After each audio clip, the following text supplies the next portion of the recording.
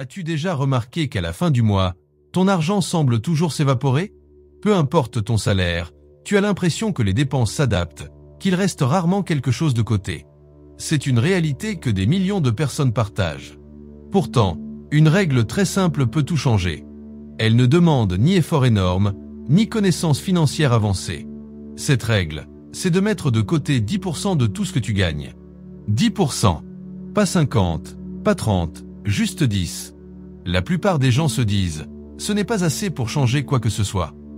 Et pourtant, ce petit pourcentage contient une puissance incroyable. Pense-y. Si tu gagnes 2000 € par mois et que tu mets 10% de côté, cela fait 200 €. Ce n'est peut-être pas grand-chose sur un mois. Mais au bout d'un an, tu as déjà 2400 €. En 5 ans, sans aucun effort supplémentaire, c'est 12 000 €. Et ce n'est qu'en mettant de côté, sans même parler d'investissement.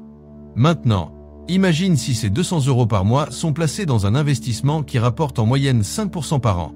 Grâce aux intérêts composés, ton argent commence à travailler pour toi. Ce n'est plus seulement ce que tu mets de côté, mais aussi les intérêts générés qui se mettent à produire de nouveaux intérêts. Au bout de 10 ans, les 24 000 € que tu as épargnés peuvent déjà dépasser 30 000 €, sans que tu aies eu à faire quoi que ce soit de plus. La beauté de cette règle, c'est qu'elle repose sur l'habitude et non sur la volonté. Beaucoup pensent qu'ils épargneront s'il reste quelque chose à la fin du mois. Mais dans la réalité, il ne reste jamais rien. La clé est de se payer en premier. Chaque mois, au moment où ton salaire arrive, tu mets automatiquement de côté tes 10% avant même de penser au reste. C'est une façon de te dire à toi-même « Mon futur est une priorité ». Ce geste simple crée un cercle vertueux. Au bout de quelques mois, tu ne ressens même plus la différence. Ton niveau de vie s'adapte naturellement à 90% de ton revenu. Mais en arrière-plan, une réserve se constitue, une sécurité qui grandit. Et plus elle grandit, plus tu ressens une tranquillité d'esprit. Car l'argent de côté n'est pas seulement une question de chiffres. C'est une question de sérénité. Savoir que tu peux faire face à un imprévu, que tu as un coussin de sécurité, c'est dormir mieux la nuit. Et si un jour, tu décides d'utiliser cette réserve pour un projet plus grand, acheter un bien immobilier, investir dans ton entreprise ou simplement offrir plus de confort à ta famille, tu découvriras que ce simple 10% a ouvert des portes que tu croyais fermées. Certains vont dire « Oui mais moi, je n'ai pas assez pour mettre 10% de côté ». C'est une illusion. Même si tu commences avec 5% ou même 2%, l'important n'est pas la somme, mais l'habitude. Car une habitude bien ancrée peut grandir avec le temps. Lorsque tes revenus augmentent, tes 10% augmentent aussi, naturellement, sans effort. Retiens ceci, ce ne sont pas les coups de chance, les gains du loto ou les opportunités spectaculaires qui construisent la liberté financière. Ce sont ces gestes réguliers, presque invisibles, mais répétés sans relâche. Ce sont ces 10% qui, mois après mois, année après année, deviennent le socle de ton avenir. Alors, la prochaine fois que ton salaire tombe, fais-toi ce cadeau. Mets de côté cette petite fraction. Pas demain, pas quand tu auras plus, mais dès maintenant. Car le temps est ton meilleur allié. Plus tôt tu commences, plus tôt tu récolteras les fruits. Et un jour, tu regarderas en arrière et tu comprendras, 10%, ce n'était pas une contrainte. C'était le meilleur investissement que tu pouvais faire, en toi-même.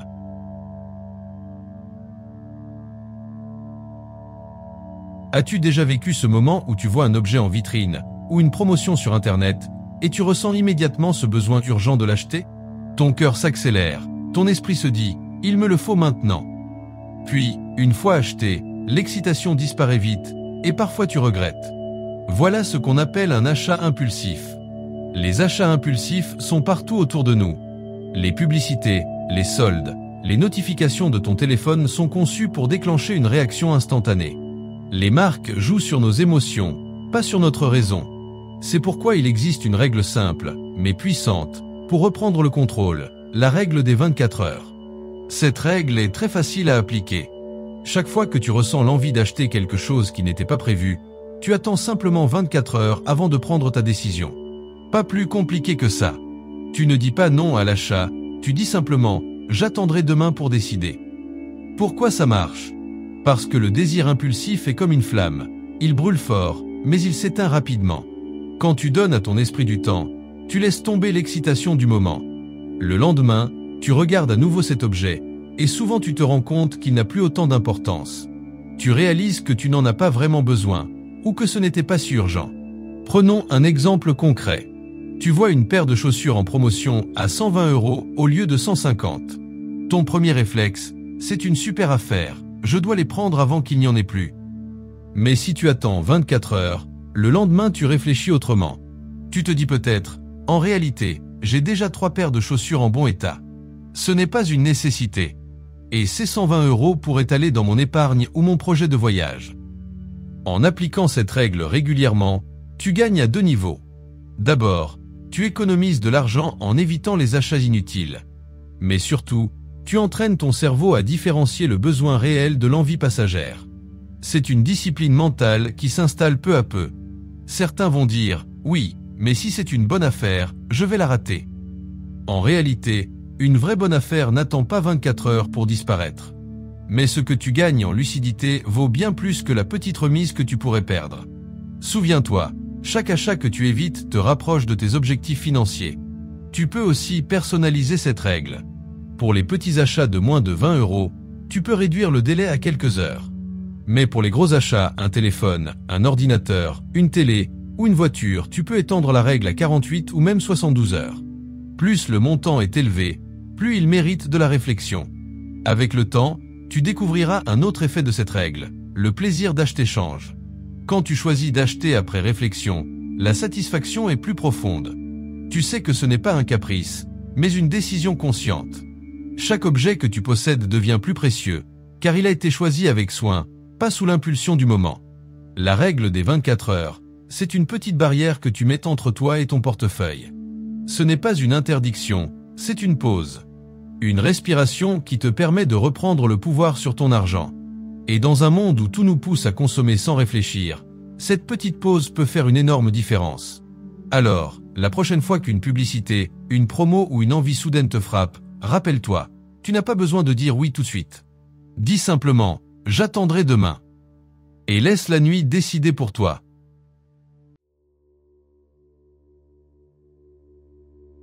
Imagine un instant, ta voiture tombe en panne, ton ordinateur cesse de fonctionner ou tu dois payer une facture imprévue. Dans ces moments, beaucoup de personnes se retrouvent démunies. Elles doivent emprunter, utiliser un crédit à la consommation ou demander de l'aide. Ces situations créent du stress, de l'anxiété et parfois une spirale de dettes difficile à rembourser. C'est pour éviter ces difficultés qu'existe ce qu'on appelle l'épargne de précaution. On peut la voir comme un bouclier financier. Un bouclier que tu construis progressivement et qui te protège des coups durs de la vie. Alors, qu'est-ce que l'épargne de précaution exactement? C'est une somme d'argent mise de côté, disponible immédiatement, sans risque et destinée uniquement à couvrir les imprévus. Contrairement à d'autres investissements comme l'immobilier ou la bourse, cet argent n'a pas pour but de te rapporter de gros gains. Sa fonction, c'est la sécurité. Tu pourrais te dire, pourquoi mettre de l'argent qui ne rapporte presque rien sur un livret? La réponse est simple, parce qu'au moment où tu en auras besoin, tu seras heureux d'avoir cette réserve. Avoir une épargne de précaution, ce n'est pas perdre de l'argent. C'est acheter de la tranquillité d'esprit. Prenons un exemple concret. Supposons que tu mettes de côté l'équivalent d'un mois de salaire. Si demain tu perds ton emploi, cette réserve te permet de tenir quelques semaines sans panique, le temps de trouver une solution. Si tu dois payer une réparation de 800 €, tu ne t'endettes pas, tu utilises ton bouclier. Mais combien faut-il mettre dans cette épargne de précaution? Les experts recommandent généralement entre 3 et 6 mois de dépenses courantes. Cela signifie que si tes charges mensuelles sont de 1500 €, ton objectif devrait être de constituer entre 4500 et 9000 € d'épargne de précaution. Cela peut sembler énorme, mais ne t'inquiète pas, il ne s'agit pas d'y arriver en un mois. L'important est de commencer petit, régulièrement. Mets en place un virement automatique, même modeste. Par exemple, 100 € chaque mois. Au bout d'un an, tu auras déjà 1200 €. Ce n'est peut-être pas encore 3 mois de dépenses, mais c'est déjà un vrai filet de sécurité. Et ce premier pas change tout, car plus ton épargne grandit, plus tu te sens en confiance. Un autre aspect essentiel est l'accessibilité.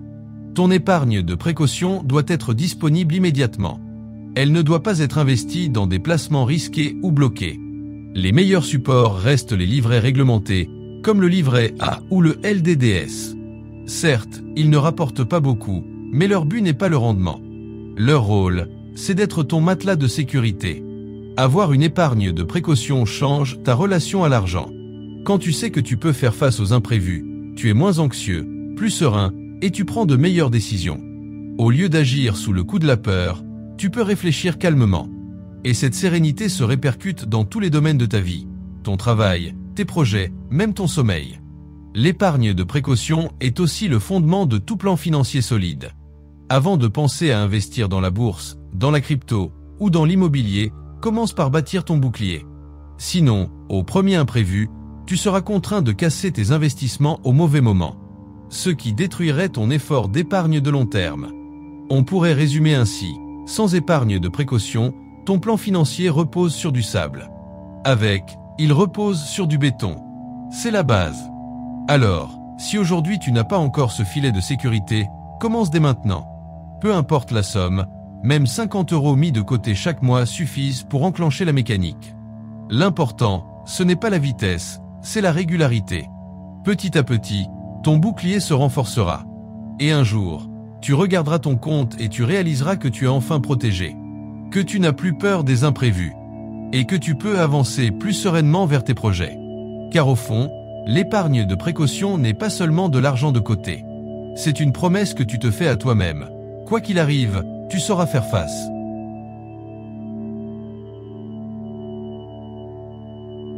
On dit souvent que les intérêts composés sont la 8e merveille du monde. Une phrase attribuée à Albert Einstein. Pourquoi ? Parce que ce mécanisme, invisible au début, finit par créer des résultats spectaculaires au fil du temps. Et pourtant, très peu de personnes comprennent vraiment sa puissance. Alors, qu'est-ce que les intérêts composés ? C'est le fait que ton argent ne travaille pas seulement pour toi, mais aussi que les gains qu'il génère se mettent eux-mêmes à travailler à leur tour. C'est comme une boule de neige qui dévale une montagne. Au départ, elle est minuscule.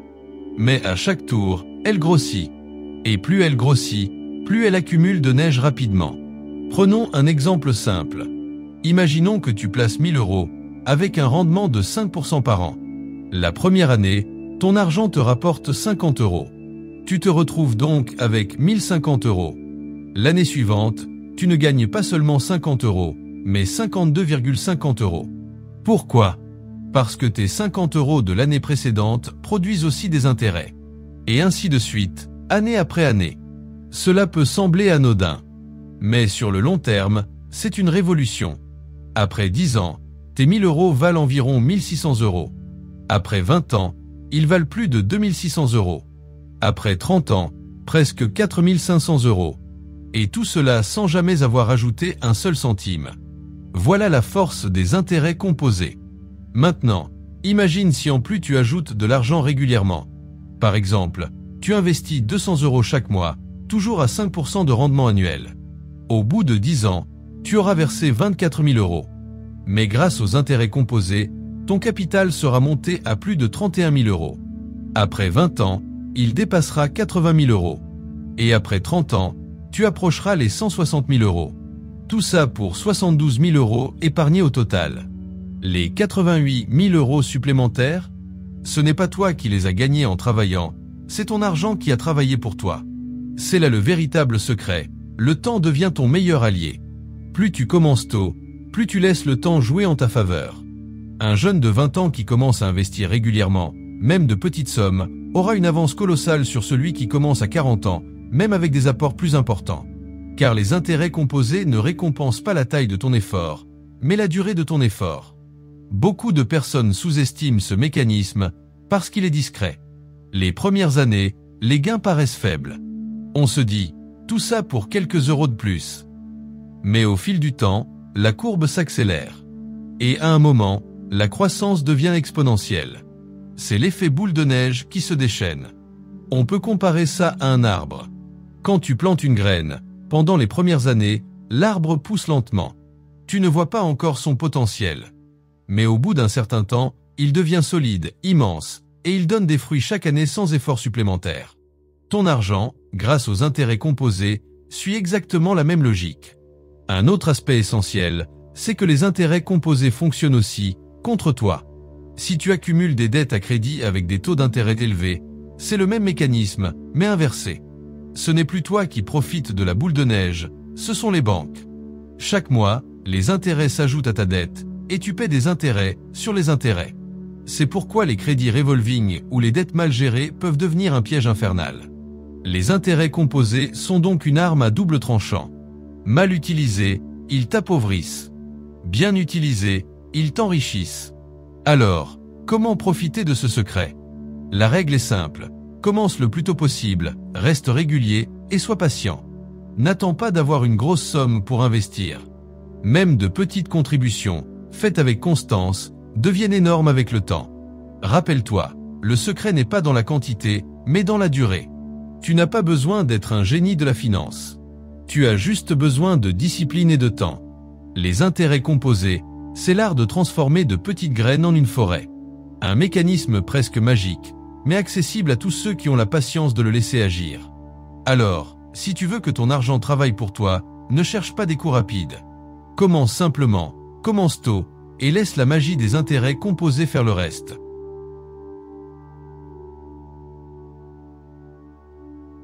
Beaucoup de personnes se sentent dépassées lorsqu'il s'agit de gérer leur argent. Trop de factures, trop de dépenses, et cette impression que le salaire s'évapore chaque mois sans qu'on sache vraiment où il est passé. Pourtant, il existe une méthode simple, accessible à tous, qui permet de reprendre le contrôle, la règle du 50, 30, 20. Cette règle n'est pas compliquée. Elle ne demande pas d'être un expert en finance ou de passer des heures sur des tableaux Excel. Elle repose sur une idée claire. Diviser ton budget en 3 grandes catégories. 50% pour les besoins essentiels, 30% pour les envies et 20% pour l'épargne et le remboursement des dettes. Prenons le temps de décortiquer chacune de ces catégories. Premièrement, les 50% pour les besoins essentiels. C'est la base. Ces 50% représentent tout ce dont tu as absolument besoin pour vivre. Le loyer ou le crédit immobilier, les factures d'électricité, d'eau, d'internet, l'assurance, les courses alimentaires, les frais de transport et les dépenses médicales. Tout ce qui est vital et non négociable. L'idée, c'est que la moitié de ton revenu ne doit pas être dépassée par ces charges. Si tu gagnes 2 000 € par mois, tes dépenses essentielles devraient idéalement rester sous la barre des 1 000 €. Pourquoi cette limite est-elle si importante? Parce que si tes charges fixes deviennent trop lourdes, tu perds ta liberté financière. Tu travailles uniquement pour payer tes factures, et chaque imprévu devient une source d'angoisse. Respecter ce plafond de 50% te permet de garder une marge de manœuvre, d'éviter la pression constante et de respirer financièrement. Deuxièmement, les 30% pour les envies. La vie n'est pas faite seulement de factures. Les 30% sont là pour ça. Profiter, se faire plaisir, savourer. Ce budget couvre les sorties au restaurant, les voyages, les loisirs, les abonnements comme Netflix ou Spotify, l'achat de vêtements ou d'objets non essentiels. Beaucoup culpabilisent en dépensant pour leurs envies. Pourtant, ces dépenses font partie de l'équilibre. Le piège, c'est de laisser ces plaisirs grignoter une trop grande part du budget. Fixer une limite à 30% permet de garder un cadre sain. Tu peux profiter de la vie, mais sans mettre en péril ta sécurité financière. Imaginons encore que tu gagnes 2 000 € par mois. Ici, 600 € seraient consacrés à tes envies. Cela laisse de la place pour un restaurant, un abonnement, un petit voyage, mais en restant raisonnable.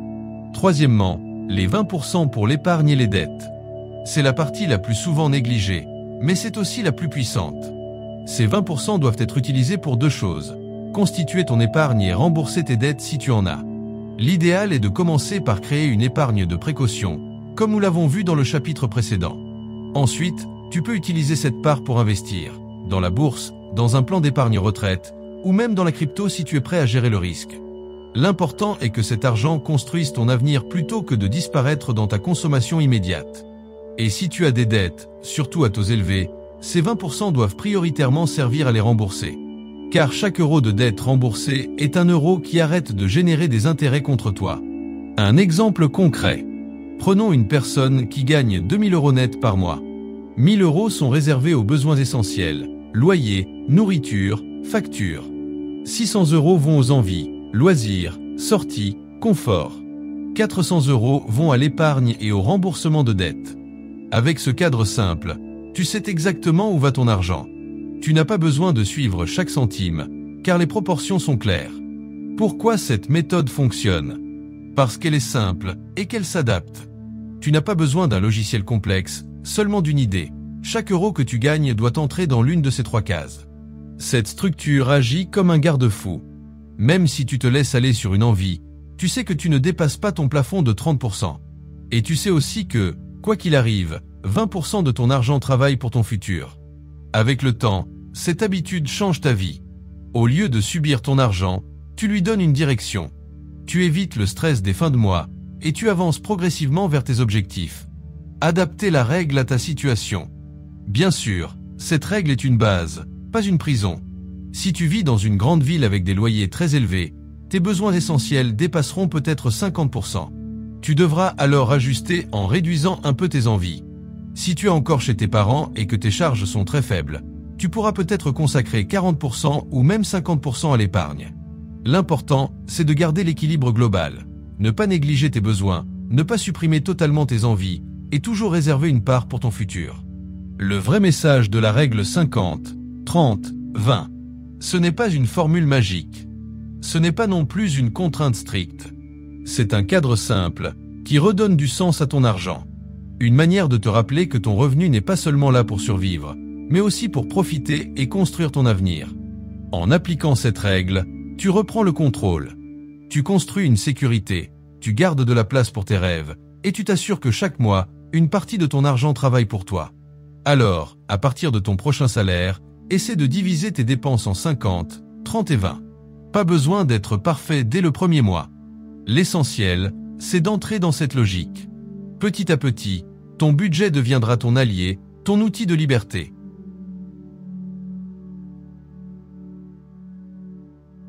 Cette raison d'investir plutôt que d'épargner. Depuis notre enfance, on nous a répété une leçon simple. Mets de l'argent de côté, économise, sois prudent. Épargner est présenté comme une vertu.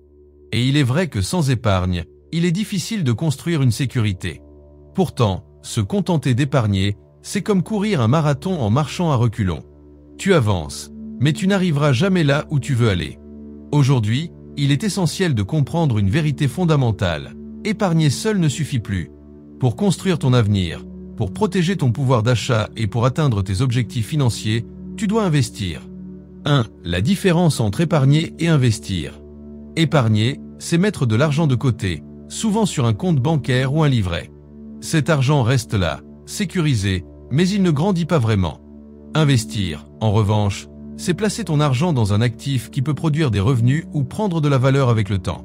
Ça peut être la bourse, l'immobilier, les entreprises ou même les crypto-monnaies. Épargner, c'est protéger ton argent.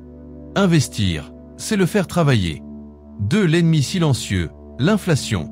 Si tu laisses simplement ton argent dormir sur un compte, il perd de la valeur chaque année. Pourquoi ? À cause de l'inflation. L'inflation, c'est la hausse générale des prix. Ce que tu pouvais acheter avec 100 € il y a 10 ans, tu ne peux plus l'acheter aujourd'hui. Et dans 10 ans, ces mêmes 100 € auront encore moins de valeur. Imaginons que tu gardes 10 000 € sur un compte non rémunéré. Dans 20 ans, avec une inflation moyenne de 2% par an, ton argent ne vaudra plus que l'équivalent de 6 700 € d'aujourd'hui. Tu n'auras rien perdu en apparence, mais en réalité, ton pouvoir d'achat aura fondu. C'est comme si ton argent s'évaporait lentement. Investir, c'est la seule manière de contrer ce phénomène. En plaçant ton argent dans des actifs qui produisent du rendement, tu compenses l'inflation et souvent tu la dépasses. 3. L'effet du temps et des intérêts composés. Nous avons déjà parlé des intérêts composés. Lorsque tu investis, même de petites sommes, le temps devient ton allié. L'argent que tu places aujourd'hui peut se multiplier grâce au rendement réinvesti. Plus tôt tu commences, plus l'effet est puissant. Une personne qui épargne 200 € par mois sans investir aura 24 000 € au bout de 10 ans. Mais une personne qui investit ses 200 € à un rendement moyen de 6% par an aura près de 32 000 €. Après 20 ans, l'écart devient énorme. 48 000 € épargnés contre 92 000 € investis. Et après 30 ans, celui qui a investi approche les 200 000 €, alors que celui qui s'est contenté d'épargner n'aura que 72 000 €. Voilà pourquoi investir n'est pas une option, mais une nécessité. 4. La sécurité n'est pas ce que tu crois. Beaucoup de gens évitent d'investir par peur du risque. Ils pensent que laisser leur argent à la banque est plus sûr. Mais en réalité, ne pas investir est peut-être le choix le plus risqué à long terme. Car si ton argent ne grandit pas, il se dévalorise. Bien sûr, investir comporte des risques. Les marchés montent et descendent. L'immobilier peut perdre de la valeur. Une entreprise peut faire faillite. Mais c'est pour cela qu'il existe une règle simple. Diversifie. Ne mets pas tous tes œufs dans le même panier. Répartis tes investissements sur plusieurs supports, plusieurs secteurs, plusieurs horizons. Ainsi, tu limites le risque d'une perte totale et tu profites du potentiel de croissance globale. 5. L'épargne seule ne permet pas de réaliser tes projets. Penses-tu pouvoir financer l'achat d'une maison, préparer ta retraite ou assurer les études de tes enfants uniquement avec ton livret A? Probablement pas. Les rendements sont trop faibles, souvent inférieurs à l'inflation. Tu auras l'impression d'épargner, mais tu t'appauvriras en silence. Investir, au contraire, te permet de transformer tes projets en réalité. Acheter un appartement grâce à un investissement locatif. Créer un complément de revenus avec des dividendes ou des intérêts. Préparer ta retraite en constituant un patrimoine qui génère du cash flow. 6. L'investissement, une habitude plus qu'un coup de poker. Investir, ce n'est pas jouer au casino. Ce n'est pas non plus chercher le coup parfait qui te rendra riche du jour au lendemain. C'est une discipline, une habitude, un processus. Tu n'as pas besoin de grandes connaissances pour commencer. Ce qui compte, c'est la régularité. Même si tu investis 100 € par mois, sur le long terme, la différence sera énorme. Et si tu t'y tiens, tu seras bien plus riche que celui qui attend toujours le bon moment. Car en investissement, le meilleur moment pour commencer, c'était hier.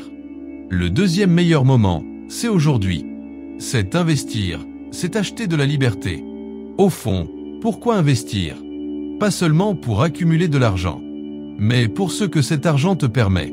Plus de choix, plus de sécurité, plus de liberté. Investir, c'est acheter ton futur. C'est offrir la possibilité de dire oui ou non sans être prisonnier de ton compte bancaire. L'épargne te donne une bouée de sauvetage. L'investissement te construit un bateau. Avec une bouée, tu peux flotter. Mais avec un bateau, tu peux naviguer, explorer, choisir ta direction.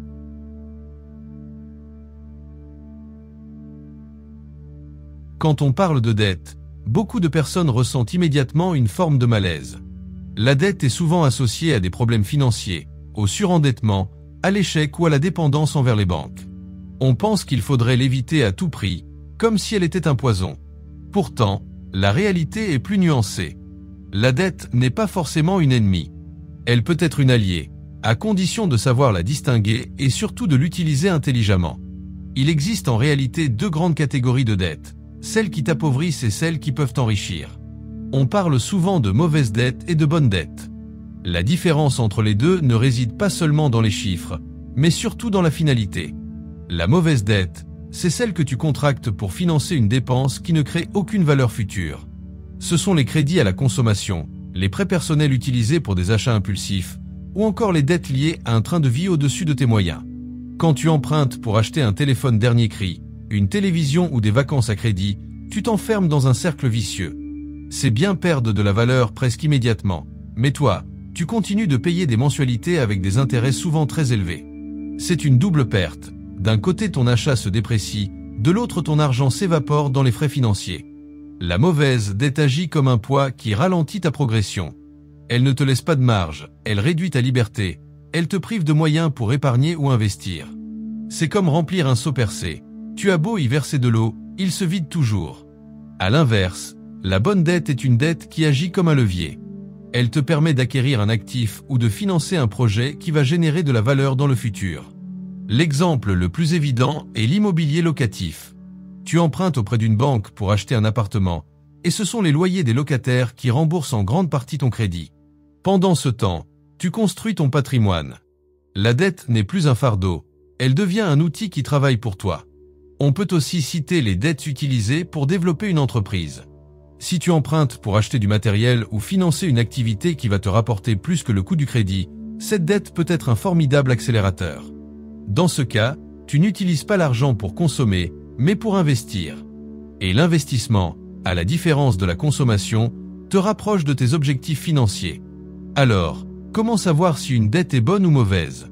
La question clé à se poser est simple. Est-ce que cette dette va me rapporter plus qu'elle ne me coûte? Si la réponse est non, il s'agit probablement d'une mauvaise dette. Si la réponse est oui, elle peut être considérée comme une bonne dette. Prenons 2 exemples concrets. Tu empruntes 20 000 € pour acheter une voiture de luxe qui vaudra moitié moins dans 5 ans. Tu paies des intérêts, mais la voiture perd de la valeur. Voilà une mauvaise dette. Maintenant, imagine que tu empruntes la même somme pour acheter du matériel qui va te permettre de développer ton entreprise et de générer 40 000 € de chiffre d'affaires supplémentaire. Dans ce cas, la dette se transforme en un investissement rentable. Mais attention, même une bonne dette peut se retourner contre toi si elle est mal gérée. Dans l'immobilier, si tu surestimes les loyers ou que tu sous-estimes les charges, tu peux vite te retrouver en difficulté. Une dette qui devait être un levier peut devenir un fardeau. C'est pour cela qu'avant d'emprunter, il est essentiel de calculer précisément le coût du crédit, les mensualités, et de s'assurer que les revenus générés couvriront largement ces charges. Une bonne dette n'est bonne que si elle est maîtrisée. Il faut aussi tenir compte de l'aspect psychologique. Certaines personnes dorment mal la nuit à l'idée d'avoir une dette, même si elle est rentable sur le papier. D'autres, au contraire, voient la dette comme une opportunité et savent l'utiliser comme un moteur. L'important, c'est que la dette ne devienne jamais une source de stress permanent. Elle doit rester un outil et non une prison. Si aujourd'hui tu es encombré de dettes de consommation, la première étape est de t'en libérer. Chaque euro de crédit remboursé est un euro qui arrête de travailler contre toi. Une fois ces dettes effacées, tu peux envisager d'utiliser la dette à ton avantage. Par exemple, en investissant dans l'immobilier, dans un projet professionnel ou dans des actifs qui te génèrent un revenu. Mais toujours avec prudence et sans te surexposer. Trop de dettes, même bonnes, peuvent fragiliser ta situation si un imprévu survient. En réalité, la dette n'est qu'un reflet de ta stratégie de vie. Si tu empruntes pour consommer, tu choisis de privilégier ton présent au détriment de ton futur. Si tu empruntes pour investir, tu acceptes de t'engager aujourd'hui pour récolter demain. La dette n'est ni bonne, ni mauvaise par nature. Elle devient l'une ou l'autre selon l'usage que tu en fais. Avant de signer un crédit, prends donc toujours un instant pour te poser cette question simple. Est-ce que cette dette va me rapprocher de mes objectifs ou m'en éloigner? Si elle te rapproche de la liberté financière, elle peut être une alliée. Si elle t'en éloigne, elle est un piège. La dette est comme le feu. Mal utilisée, elle détruit. Bien maîtrisée, elle éclaire et réchauffe. À toi de décider si elle sera ton fardeau ou ton levier vers l'indépendance.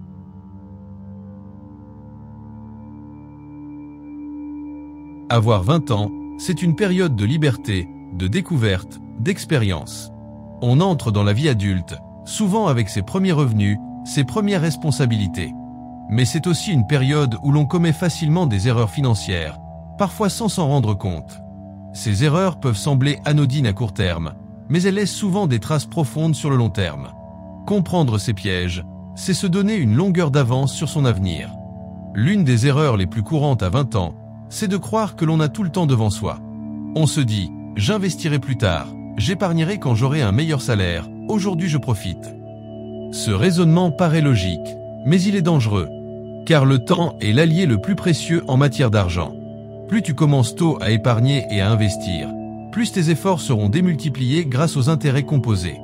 Attendre 10 ans avant de commencer peut représenter une perte énorme, parfois irrattrapable. Une autre erreur fréquente, c'est de vivre au-dessus de ses moyens.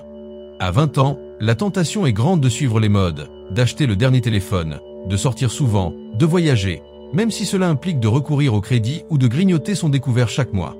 Mais chaque euro dépensé en excès est un euro qui ne sera jamais investi. Vivre constamment en déséquilibre installe des habitudes financières difficiles à briser plus tard. On croit profiter, mais en réalité, on construit des fondations fragiles.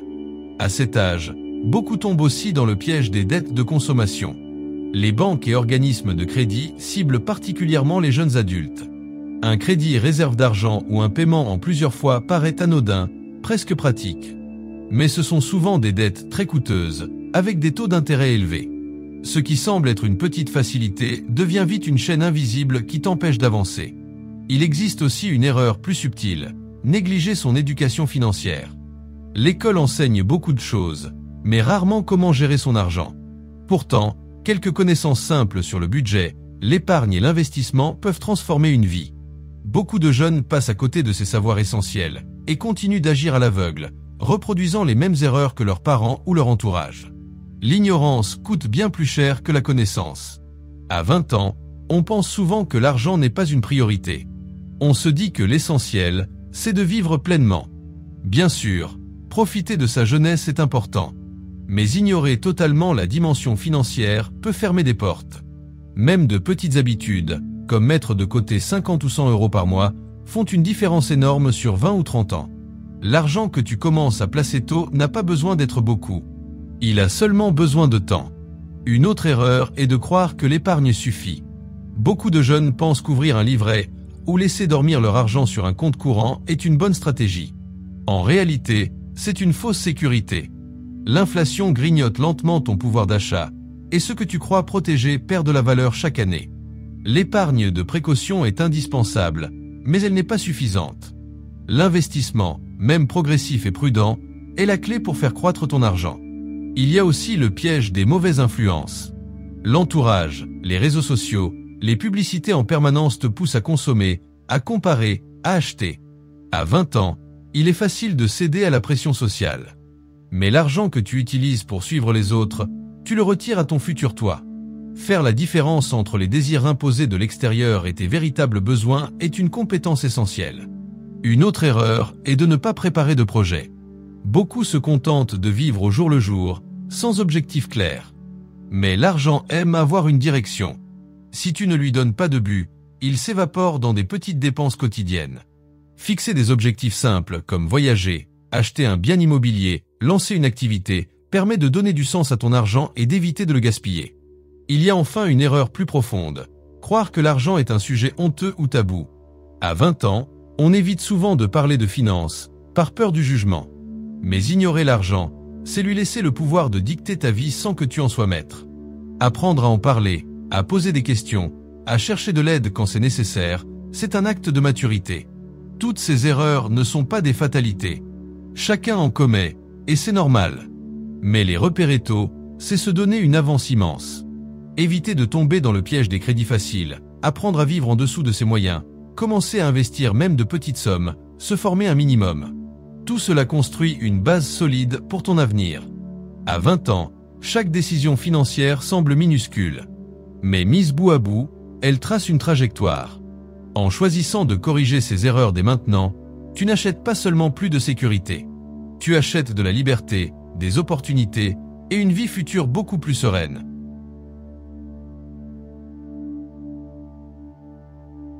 En matière d'argent, il existe une tentation naturelle. Chercher la solution unique, le placement miracle, celui qui semble à la fois sûr et extrêmement rentable.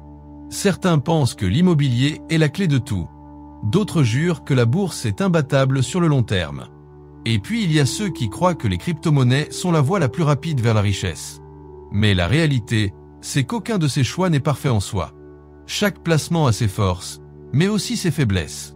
C'est là qu'entre en jeu une règle essentielle, la diversification. Diversifier, c'est simplement répartir ton argent sur plusieurs supports différents. C'est éviter de mettre tous tes œufs dans le même panier. Car si tu concentres tout ton patrimoine dans une seule catégorie d'actifs, tu t'exposes à des risques importants. Et parfois, un seul coup du sort peut effacer des années d'efforts. Imaginons que tu décides d'investir la totalité de ton argent dans l'immobilier. C'est vrai, l'immobilier est considéré comme une valeur refuge, tangible, rassurante. Mais si le marché connaît une crise, si les prix chutent, ou si tes locataires ne paient plus, ton patrimoine peut s'en trouver fragilisé. Tu n'as pas d'autre recours, car toute ta richesse dépend d'un seul secteur. Maintenant, prenons l'exemple inverse. Tu choisis d'investir uniquement en bourse. Les marchés financiers offrent de belles opportunités, surtout à long terme. Mais ils sont aussi volatiles. Une crise économique, un krach boursier, et ton portefeuille peut perdre 30 ou 40% en quelques mois. Si tu n'as que ça, l'impact psychologique est énorme. Beaucoup, pris de panique, vendent à perte. Les crypto-monnaies, de leur côté, représentent une innovation passionnante, mais leur volatilité est extrême. Elles peuvent doubler en valeur en quelques semaines, mais aussi perdre 80% en quelques mois. Si tu mises uniquement sur elles, tu te transformes en joueur de casino plus qu'en investisseur. La diversification te protège de ces excès.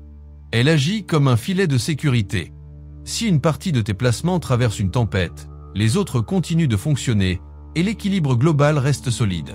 C'est un principe de prudence, mais aussi d'intelligence financière. Concrètement, diversifier, ce n'est pas seulement répartir entre immobilier, bourse et crypto. C'est aussi varier à l'intérieur de chaque catégorie. En bourse, tu peux investir dans des actions d'entreprises de secteurs différents. La technologie, la santé, l'énergie, la consommation.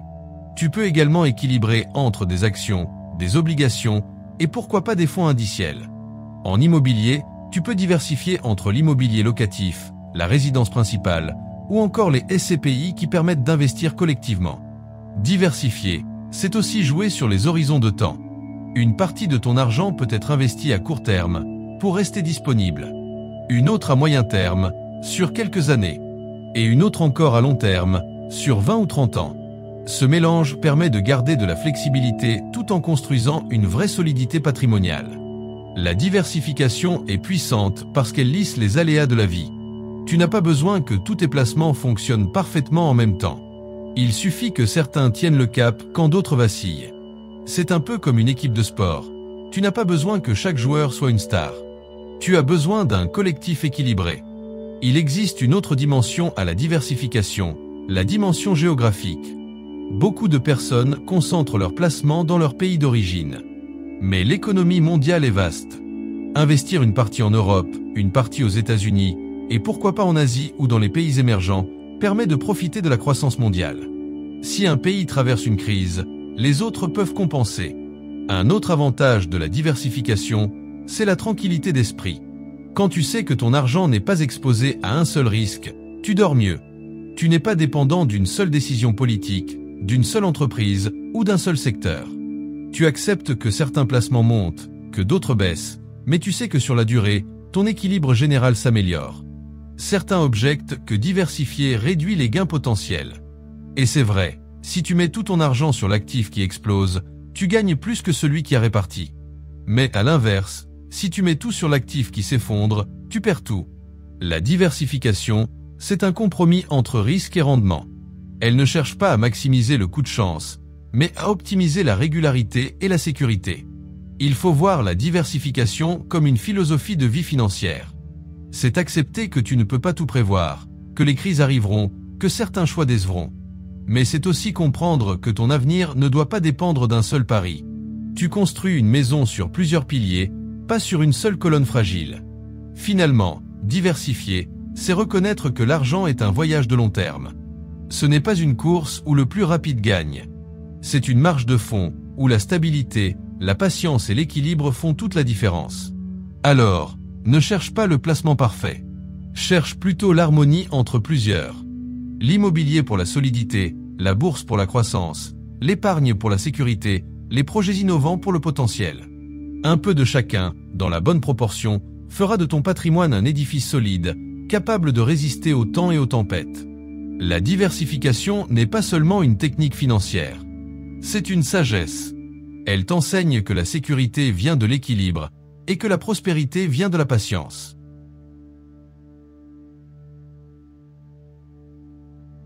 Il y a encore quelques années, la plupart des dépenses étaient ponctuelles. On achetait un produit une fois et il nous appartenait. Aujourd'hui, le modèle a changé. Les entreprises ont trouvé une nouvelle manière de vendre, les abonnements mensuels. Netflix, Spotify, Amazon Prime, mais aussi les salles de sport, les logiciels, les jeux vidéo et même certains produits du quotidien. Tout peut devenir un abonnement. Et derrière cette apparente simplicité se cache une réalité financière souvent négligée. Un abonnement mensuel paraît inoffensif. 10 € ici, 20 € là. C'est tellement petit que tu te dis, ce n'est rien, je peux me le permettre.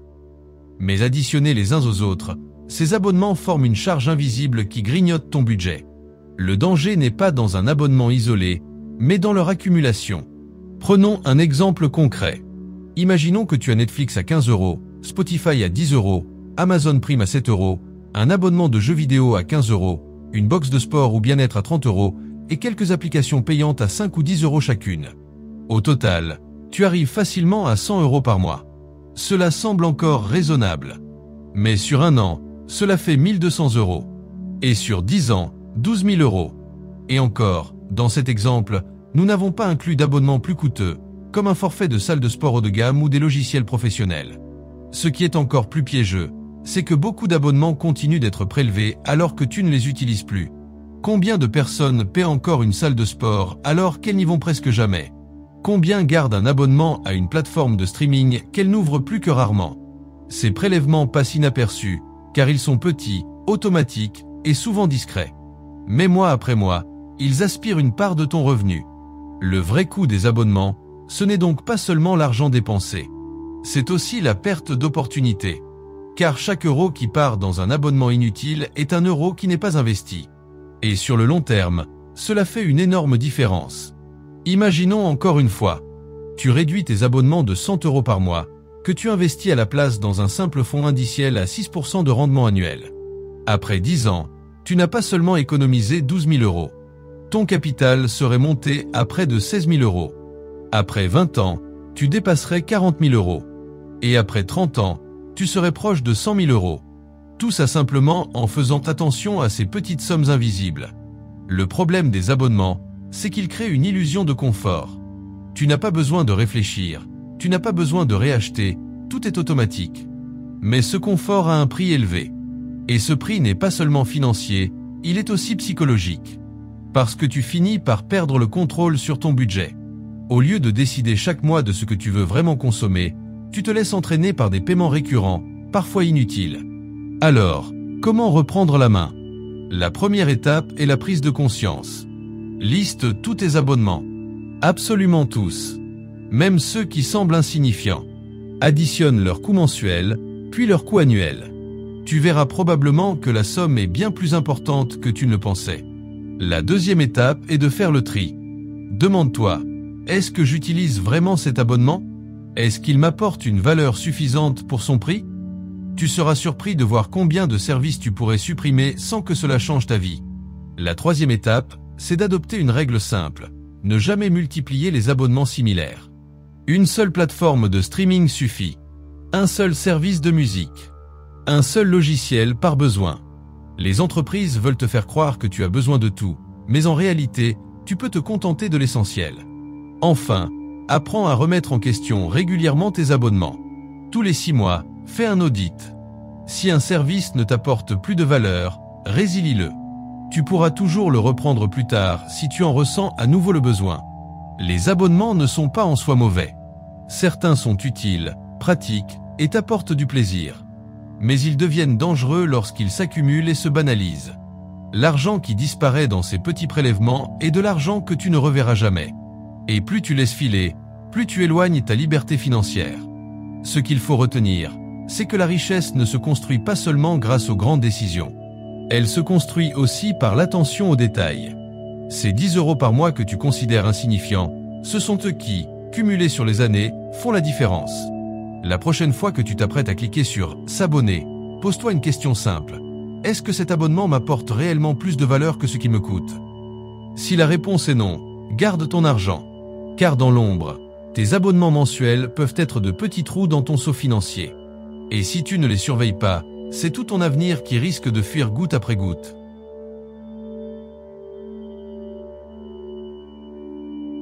Il existe une distinction fondamentale en finances personnelles, une idée simple qui peut complètement transformer ta vision de l'argent, la différence entre un actif et un passif. Comprendre cette distinction, c'est comme mettre des lunettes qui révèlent ce qui enrichit vraiment et ce qui appauvrit en silence. Beaucoup de personnes passent toute leur vie sans jamais la saisir. Mais une fois que tu l'intègres, tu ne regardes plus jamais tes dépenses et tes investissements de la même manière. Un actif, c'est quelque chose qui met de l'argent dans ta poche. Un passif, c'est quelque chose qui en retire. Voilà la définition la plus simple, la plus directe, mais aussi la plus puissante. On pourrait croire que c'est une évidence, mais notre société nous pousse constamment à confondre les deux. Prenons un exemple très courant, ta maison. Beaucoup de gens pensent que leur résidence principale est leur plus grand actif. En réalité, ce n'est pas le cas, car chaque mois, elle te coûte de l'argent. Le crédit immobilier, les charges, les impôts, l'entretien, rien de tout cela ne met de l'argent dans ta poche. Au contraire, ça en sort. Ta maison n'est donc pas un actif, mais un passif. Elle peut prendre de la valeur avec le temps, certes, mais au quotidien, elle te coûte. Maintenant, prenons un autre exemple, un appartement que tu achètes pour le mettre en location. Chaque mois, le locataire te verse un loyer. Même s'il y a des charges, des impôts ou des frais de gestion, l'équilibre peut être positif. Tu reçois plus que tu ne dépenses.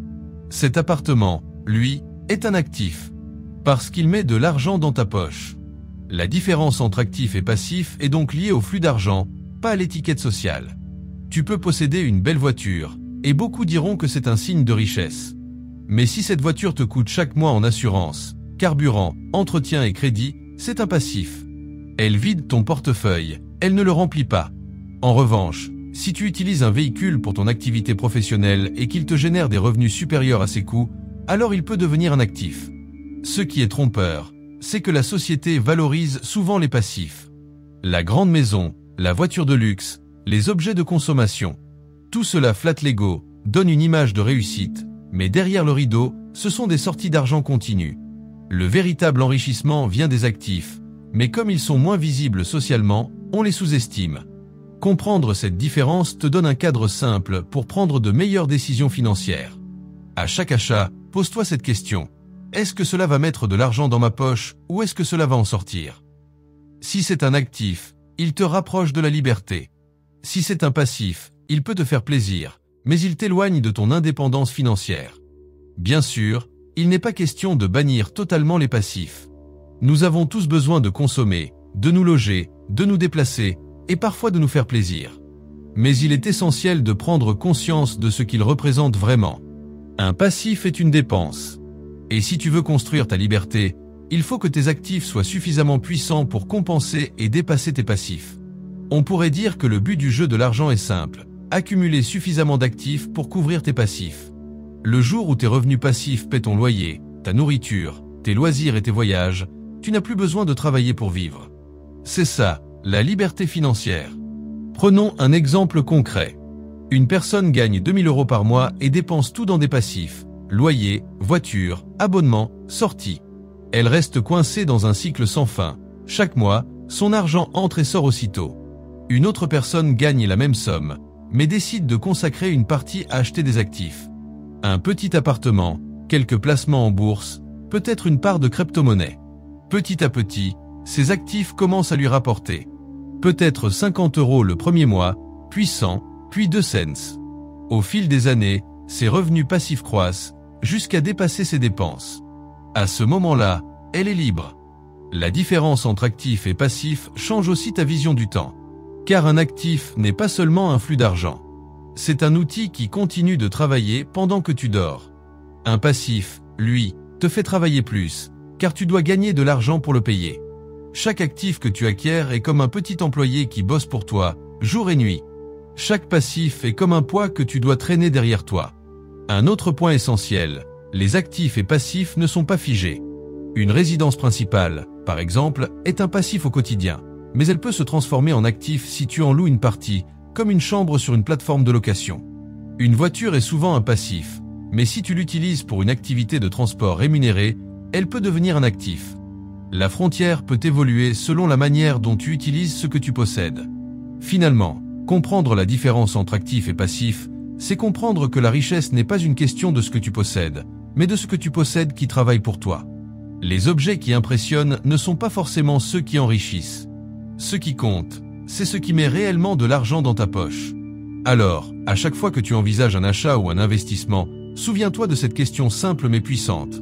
Est-ce que cela va me rapprocher de la liberté ou m'en éloigner?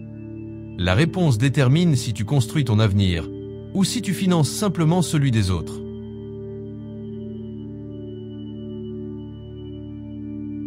Depuis toujours, l'immobilier occupe une place particulière dans l'imaginaire collectif.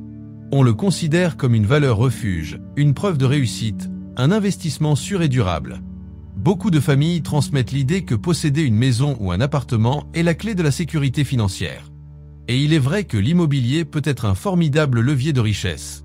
Mais comme toute arme puissante, il peut se retourner contre celui qui l'utilise mal.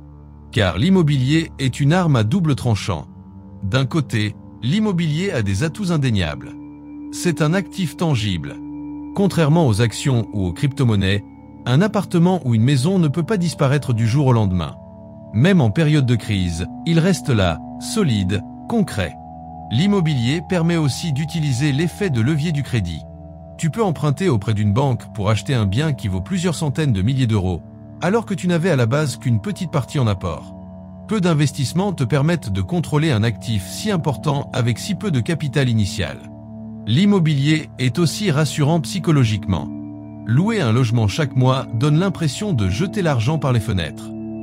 Devenir propriétaire procure un sentiment de stabilité et d'accomplissement. Pour beaucoup, c'est le rêve d'une vie. Avoir son chez-soi, ne plus dépendre d'un bailleur et construire un patrimoine transmissible. Mais derrière ces avantages se cachent aussi des risques souvent sous-estimés.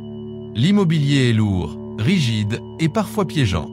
Contrairement à un placement financier que tu peux vendre rapidement, un bien immobilier demande du temps, des démarches et des frais pour être acheté ou revendu. Tu n'es jamais complètement liquide. Si tu as besoin d'argent rapidement, tu ne peux pas transformer ta maison en cash en quelques jours. L'immobilier peut aussi devenir un gouffre financier. Les charges, les impôts, l'entretien, les réparations imprévues, tout cela réduit la rentabilité réelle d'un bien. Beaucoup de propriétaires découvrent trop tard que leur investissement, une fois toutes les dépenses prises en compte, ne rapporte presque rien, voire leur coûte chaque mois. Il existe aussi le risque du surendettement. L'effet de levier du crédit est puissant, mais il fonctionne dans les deux sens. Si ton locataire ne paie pas, si les loyers chutent ou si les taux d'intérêt augmentent brutalement, ton crédit reste à rembourser. Une situation confortable peut vite se transformer en cauchemar financier. Un autre piège fréquent, c'est de confondre résidence principale et investissement. Acheter sa maison est un choix de vie, pas un placement rentable. Ta résidence principale te coûte de l'argent chaque mois, entre le crédit, les impôts et les charges. Elle n'est pas un actif au sens strict, car elle ne met pas d'argent dans ta poche. Certes, elle peut prendre de la valeur sur le long terme, mais elle reste avant tout une dépense. Beaucoup de personnes s'endettent lourdement pour acheter un logement plus grand qu'elles ne peuvent vraiment se permettre, croyant faire un investissement, alors qu'elles se créent en réalité une charge qui les freine pendant des décennies. L'immobilier locatif, lui, peut être une vraie source de revenus, mais seulement s'il est bien géré.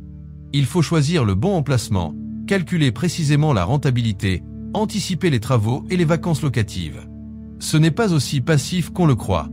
Être propriétaire, c'est aussi gérer des imprévus, négocier avec des artisans, parfois faire face à des impayés. Sans préparation, ce qui devait être un levier peut se transformer en fardeau. Enfin, il y a la question du cycle immobilier. Les prix ne montent pas indéfiniment.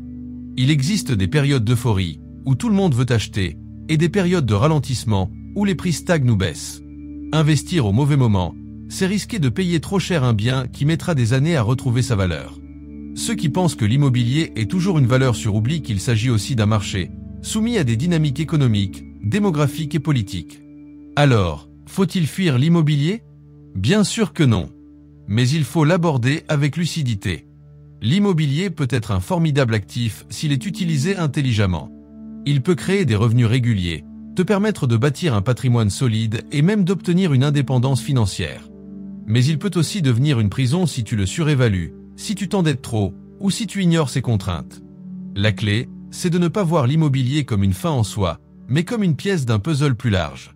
Il doit s'intégrer dans une stratégie diversifiée, équilibrée, adaptée à tes objectifs. Posséder un bien peut apporter de la sécurité, mais il ne faut pas que tout ton avenir financier repose uniquement sur la pierre. L'immobilier est une arme à double tranchant parce qu'il reflète ta façon de l'utiliser. Entre de bonnes mains, il peut construire des fortunes. Entre de mauvaises, il peut briser des projets. La différence réside dans la préparation, la connaissance et la capacité à anticiper. Alors, avant de signer un compromis, pose-toi les bonnes questions. Ce bien est-il un actif ou un passif? Est-ce qu'il va me rapprocher de la liberté ou m'attacher à des dettes et des charges? Suis-je prêt à en assumer la gestion et les risques? Si la réponse est oui, l'immobilier peut devenir un allié puissant. Mais n'oublie jamais que, comme toute arme, il demande de la prudence et du discernement. Tout au long de cette vidéo, tu as découvert des principes simples mais puissants. Épargner régulièrement, investir avec intelligence, éviter les pièges de la dette. Ce ne sont pas des théories compliquées, mais des outils concrets pour transformer ta vie. La liberté financière n'est pas un rêve inaccessible. Elle se construit par de petites habitudes répétées. Si cette vidéo t'a inspiré, je t'invite à continuer l'aventure avec moi. Abonne-toi à la chaîne Esprit Finance, like pour soutenir mon travail et active la cloche pour ne pas manquer les prochaines vidéos. Ensemble, Nous allons avancer pas à pas et construire cette liberté financière que tu mérites. À très bientôt et surtout, prends soin de toi.